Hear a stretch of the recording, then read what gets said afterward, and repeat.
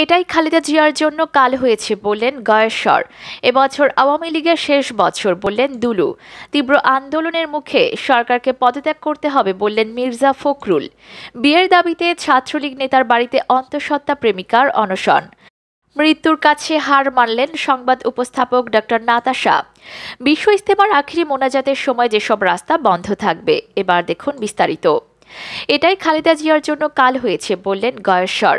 বিএনপির সর্বোচ্চ নীতি নির্ধারণী ফোরাম স্থায়ী কমিটির প্রভাবশালী সদস্য গয়েশ্বর চন্দ্র রায় বলেছেন, খালেদা জিয়ার পররাষ্ট্র নীতি ছিল বিদেশে আমাদের বন্ধু আছে প্রভু নেই। এটাই খালেদা জিয়ার জন্য কাল হয়েছে। শুক্রবার জাতীয় প্রেস ক্লাবে বিএনপির কেন্দ্রীয় প্রশিক্ষণ বিষয়ক সম্পাদক কারাবন্দী এবিএম মোশাররফ হোসেনের মুক্তির দাবিতে অনুষ্ঠিত প্রতিবাদ সভায় তিনি একথা বলেন।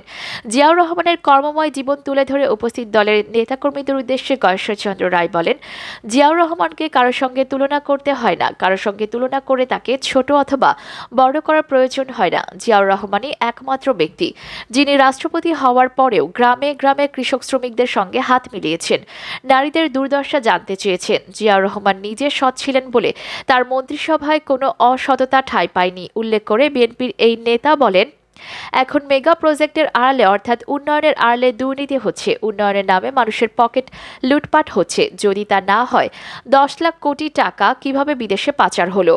দলের নেতাকর্মীদের উদ্দেশ্যে গয়েশ্বর বলেন, ফয়সালা রাজপথেই হবে। শেখ হাসিনাকে শক্তিশালী ভাবার কোনো কারণ নেই। জনগণের সামনে কোনো শক্তি নয়। পাকিস্তানের প্রশিক্ষিত সেনাবাহিনী আত্মসমর্পণ করেছে এদেশের অর্ধ প্রশিক্ষিত জনগণের কাছে। আপনারা আবার ইতিহাস সৃষ্টি করবেন। দলের নেতাকর্মীদের উদ্দেশ্যে তিনি আরও বলেন, কানে কানে নানা দলের কাছে আসন দেওয়া বা বিক্রি করা সহ কিছু খুচরা কথা আসতে পারে।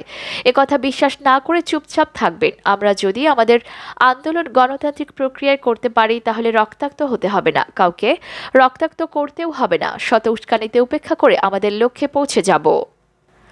অপরদিকে এবছরই আওয়ামী লীগের শেষ বছর বললেন দুলু। বিএনপির কেন্দ্রীয় সাংগঠনিক সম্পাদক সাবেক উপমন্ত্রী অ্যাডভোকেট এম রুহুল কুদ্দুস তালুকদার দুলু বলেছেন, আওয়ামী লীগের লোকজন মুখে গণতন্ত্রের কথা বলেও তারা সবসময় গণতন্ত্র ধ্বংস করার কাজ করে। আওয়ামী লীগ যতবারই রাষ্ট্র ক্ষমতায় এসেছে ততবারই তারা গণতন্ত্র ধ্বংস করেছে। এই সরকার গত 15 বছরে দেশের গণতন্ত্রকে কবরে দাফন করেছে। জনগণের ভোটাধিকার কেড়ে নিয়ে নিশিরাতের ভোটে অবৈধভাবে ক্ষমতা দখল করে আছে। তিনি বলেন, এবছর শেখ হাসিনা ও আওয়ামী লীগের শেষ বছর। আগামী বছর নতুন সূর্য উদিত হবে। সেই সূর্য উদয়ের মাধ্যমে দেশের মানুষের ভোট ও ভাতের অধিকার প্রতিষ্ঠিত হবে। এই অধিকার প্রতিষ্ঠিত না হওয়া পর্যন্ত বিএনপি নেতা কর্মীরা ঘরে ফিরে যাবে না। প্রয়াত রাষ্ট্রপতি জিয়াউর রহমানের জন্মদিন উপলক্ষে শুক্রবার সকালে নাটোর শহরের আলাইপুর জেলা বিএনপির অস্থায়ী কার্যালয়ে জেলা স্বেচ্ছাসেবক দল আয়োজিত আলোচনা সভা, দোয়া মাহফিল, কোরআন খতম ও দুস্থদের মধ্যে খাবার বিতরণ অনুষ্ঠানের প্রধান অতিথির বক্তব্যে তিনি এসব কথা বলেন। অপরদিকে তীব্র আন্দোলনের মুখে সরকারকে পদত্যাগ করতে হবে বললেন মির্জা ফখরুল। বিএনপি মহাসচিব মির্জা ফখরুল ইসলাম আলমগীর বলেছেন, সারা দেশে বিএনপি সহ বিরোধী দলীয় নেতাকর্মীদের নির্মূলের অপচেষ্টা চালাচ্ছে সরকার। মিথ্যা মামলা, বাসায় বাসায় তল্লাশি, গ্রেফতার, আতঙ্ক সৃষ্টি করে জনগণের চলমান আন্দোলন কোনোভাবেই দমন করা যাবে না। জনগণের তীব্র আন্দোলনের মুখে এই অবৈধ সরকারকে পদত্যাগ করতে হবে। শুক্রবার রাতে গণমাধ্যমে পাঠানো এক বিবৃতিতে তিনি এসব কথা বলেন।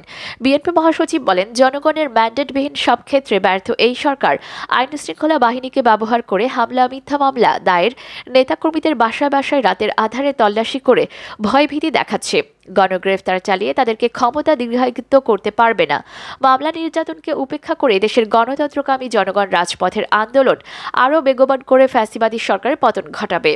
বিবৃতিতে চট্টগ্রাম, কিশোরগঞ্জ সহ দেশের বিভিন্ন স্থানে বিএনপি নেতাকর্মীদের ওপর সরকারের দমন পীড়নের নিন্দা ও প্রতিবাদ জানিয়ে গ্রেফতারকৃত নেতাকর্মীদের নিঃশর্ত মুক্তি, মিথ্যা মামলা প্রত্যাহার, নেতাকর্মীদের বাসায় বাসায় তল্লাশি ও হয়রানি বন্ধের দাবি জানান। মির্জা ফখরুল বলেন, 16 জানুয়ারি আইনশৃঙ্খলা বাহিনীকে অপব্যবহার করে চট্টগ্রাম সমাবেশে আগত নেতাকর্মী সহ জনসাধারণের উপর গুলি, লাঠিচার্জ, টিয়ারশেল নিক্ষেপ সহ গ্রেফতার ও নির্মম নির্যাতন করে ব্যাপক তাণ্ডব চালিয়ে কর্মসূচি পণ্ড করে দেয়। রাতে বিএনপির চট্টগ্রাম বিভাগের সাংগঠনিক সম্পাদক মাহবুবের রহমান শামীম, চট্টগ্রাম মহানগর বিএনপির আহ্বায়ক ডক্টর শাহাদাত হোসেন, সদস্য সচিব আবুল হাশেম বক্কর সহ নেতাকর্মীদের বিরুদ্ধে মিথ্যা মামলা দায়ের করে। তাদেরকে আটক করে রাতের আধারে তাদের বাসা বাড়িতে পুলিশের অভিযান চালায়, তাদের পরিবারের লোকজনের সঙ্গে অসৌজন্য আচরণ হয়রানি করে। হাইকোর্ট থেকে আগাম জামিন নিতে ঢাকায় আসার পথে কুমিল্লা থেকে চট্টগ্রাম মহানগর যুবদলের সভাপতি মোশাররফ হোসেন দীপ্তি সহ নেতাকর্মীদের গ্রেফতার করে। অপরদিকে বিয়ের দাবিতে ছাত্রলীগ নেতার বাড়িতে অন্তঃসত্ত্বা প্রেমিকার অনশন। সাতক্ষীরা তালা উপজেলায় বিয়ের দাবিতে প্রেমিক রাসেল বাদশার বাড়িতে অনশনে বসেছেন অন্তঃসত্ত্বা প্রেমিকা। শুক্রবার বিকাল থেকে তালা উপজেলার মাগুরডাঙ্গা এলাকায় রাসেল বাদশার বাড়িতে উপস্থিত হয়ে অনশনে বসেন তিনি। রাসেল স্থানীয় ইউনিয়ন ছাত্রলীগের যুগ্ম আহ্বায়ক এবং মাগুরডাঙ্গা গ্রামের ইউপি সদস্য মইনুল ইসলামের ছেলে। ছাত্রলীগ নেতার বাড়িতে প্রেমিকার দাবিতে তরুণীর অনশনের বিষয়টি জানাজানি হলে এ নিয়ে এলাকায় চাঞ্চল্যের সৃষ্টি হয়েছে। এ সময় প্রেমিক রাসেল বাদশার বাড়িতে ভিড় জমান এলাকাবাসী। স্থানীয়রা জানান, রাসেলের অভিভাবকরা বিয়ের আশ্বাস দিয়ে মেয়েটিকে তার বাড়িতে পাঠানোর চেষ্টা করেছেন, তবে মেয়েটি ফিরে যেতে রাজি হননি। অনশনরত তরুণীর দাবি তাকে বিয়ে করে ঘরে তুলে নেবে রাসেল। তিনি বলেন, 1 বছর আগে রাসেল বাদশার সঙ্গে আমার প্রেমের সম্পর্ক গড়ে ওঠে। বর্তমানে আমার গর্ভে রাসেলের 2 মাসের সন্তান রয়েছে। বিয়ের আশ্বাস দিলেও রাসেল বিয়ে করছে না। বিয়ে না করা পর্যন্ত আমি এখান থেকে যাব না। এ বিষয়ে রাসেলের বাবা ইউপি সদস্য মইনুল ইসলাম সাংবাদিকদের বলেন, আপনারা যেটা খুশি সেটি লেখেন, তাতে আমার কিছু যায় আসে না।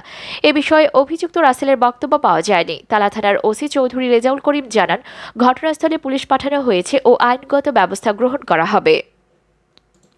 অপরদিকে মৃত্যুর কাছে হার মানলেন সংবাদ উপস্থাপক ডক্টর নাতাশা। সংবাদ উপস্থাপক চিকিৎসক এন.কে নাতাশা মারা গেছেন। ইন্না লিল্লাহি ওয়া ইন্না ইলাইহি রাজিউন। তিনি সরকারের রোগতত্ত্ব, রোগ নিয়ন্ত্রণ ও গবেষণা ইনস্টিটিউটের সহযোগী অধ্যাপক ছিলেন। বৃহস্পতিবার দিবাগত রাত 3টার দিকে রাজধানী স্কয়ার হাসপাতালে চিকিৎসাধীন অবস্থায় মারা যান তিনি। তার মৃত্যুর তথ্য জানিয়েছে আইইডিসিআর উপদেষ্টা চিকিৎসক মোশতাক হোসেন। তিনি জানান, আইইডিসিআর প্রকাশিত ন্যাশনাল জার্নাল অব পাবলিক হেলথের ব্যবস্থাপনা সম্পাদক ছিলেন। বেসরকারি স্যাটেলাইট চ্যানেল আরটিভির প্রতিষ্ঠাকালে সংবাদ উপস্থাপক হিসেবে কাজ শুরু করেন নাতাশা। সবশেষে তিনি মাছরাঙা টেলিভিশনের সংবাদ উপস্থাপক হিসেবে কর্মরত ছিলেন। চিকিৎসক মোশতাক হোসেন বলেন, 2019 সালের মাঝামাঝিতে নাতাশার স্তন ক্যান্সার ধরা পড়ে। এরপর দেশে ও দেশের বাইরে চিকিৎসা নেন তিনি। 2020 সালের মার্চে তার স্তন ক্যান্সারের সার্জারি করা হয়। গত বছরের সেপ্টেম্বরে সুস্থ হয়ে ওঠে আবার সংবাদ উপস্থাপন শুরু করেন, কিন্তু গত ডিসেম্বর থেকে তার শারীরিক অবস্থার অবনতি হতে শুরু করে। গতকাল রাতে হার্ট অ্যাটাক করলে হাসপাতালে নেওয়ার পথে তিনি মারা যান। অপরদিকে বিশ্ব ইজতেমার আখেরি মোনাজাতের সময় যেসব রাস্তা বন্ধ থাকবে। টঙ্গী বিশ্ব ইজতেমা ময়দানে রোববার 10টা থেকে 12টার মধ্যে দ্বিতীয় পর্বের আখেরি মোনাজাত হওয়ার কথা রয়েছে। আখেরি মোনাজাত উপলক্ষে গাজীপুর ট্রাফিক ব্যবস্থাকে ঢেলে সাজানো হবে বলে জানিয়েছেন গাজীপুর মেট্রোপলিটন পুলিশের কমিশনার মোল্লা নজরুল ইসলাম।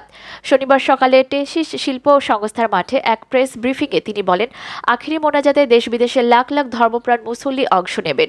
এই উপলক্ষে আমরা প্রস্তুত রয়েছি। মোনাজাত উপলক্ষে বেশ কয়েকটি বিশেষ বাস ও ট্রেন চলাচল করবে। তিনি আরও বলেন, আখেরি মোনাজাতে অংশ নেওয়া ধর্মপ্রাণ মুসল্লিদের যাতায়াত সুগম করার জন্য শনিবার রাত 12টার পর থেকে টঙ্গী কামারপাড়া রোড, ঢাকা ময়মনসিংহ মহাসড়কের টঙ্গী থেকে গাজীপুরের ভোগড়া বাইপাস পর্যন্ত যানবাহন চলাচল বন্ধ থাকবে।